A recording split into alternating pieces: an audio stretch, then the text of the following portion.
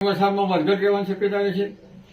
તારીખ 20 સુધીમાં રાજ્યના ઘણા ભાગમાં સાર્વત્રિક વરસાદ થવાની શક્યતા રહે છે. આ ઉપરાંત લગભગ અરબ સાગરનો લો પ્રેશર અને બંગાળ સાગરની સિસ્ટમના કારણે ભારેથી અતિભારે વરસાદ થવાની શક્યતા રાજ્યના ભાગોમાં તારીખ 27 ઓગસ્ટ સુધીમાં રહે છે. જેમાં કેટલાક ભાગોમાં નદીઓમાં પૂર આવે તો વરસાદ થવાની શક્યતા રહે છે. અમદાવાદ, ગાંધીનગરમાં પણ તારીખ 20-21થી ધોધમાર વરસાદ પડવાની શક્યતા રહે છે.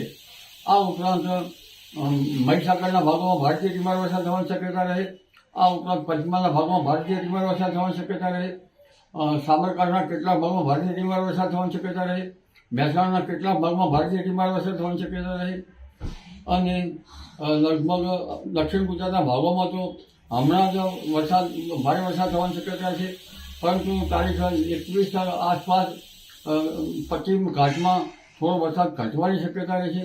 અને પુનઃ તારીખ 24 બાદ પશ્ચિમ ઘાટમાં વરસાદ ભારે થવાની શક્યતા રહે છે.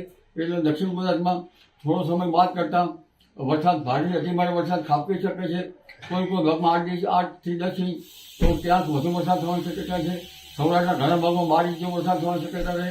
સૌરાષ્ટ્રના ઘણા ભાગો જળબંબાકાર બની જવાની શક્યતા રહે. સૌરાષ્ટ્રમાં કેટલાક ભાગમાં અનરાધાર વરસાદ થવાની શક્યતા રહે. પશ્ચિમ સૌરાષ્ટ્ર, જામનગર, દક્ષિણ સૌરાષ્ટ્ર, રાજકોટ, સુરેન્દ્રનગર, ચોટીલા, થાણ, આ ઉપરાંત હળવદ, મોરબી વગેરે ભાગોમાં ભારે વરસાદ થવાની શક્યતા રહે છે. અને લગભગ ત્યારબાદ જોવા જઈએ તો કચ્છના ભાગોમાં ભારેથી અતિભારે વરસાદ થવાની શક્યતા રહે છે.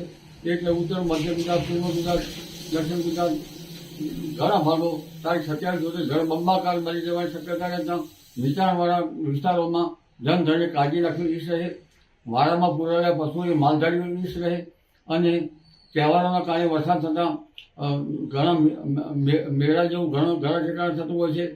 અને અંબાજીમાં સંઘ પણ હવે ધીરે ધીરે અંબાજીના દર્શને ચાલશે. એટલે વરસાદી ઝાપટા પડવાની શક્યતા રહે છે. ગણેશ ચતુર્થીની આસપાસ વરસાદી ઝાપટા પડવાની શક્યતા રહે છે કે વધારે વરસાદ આવશે. અને પર્યુષણના પર્વોમાં પણ વરસાદ થવાની શક્યતા રહે છે. એટલે જનધને ભારે વરસાદથી કાળજી રાખવી.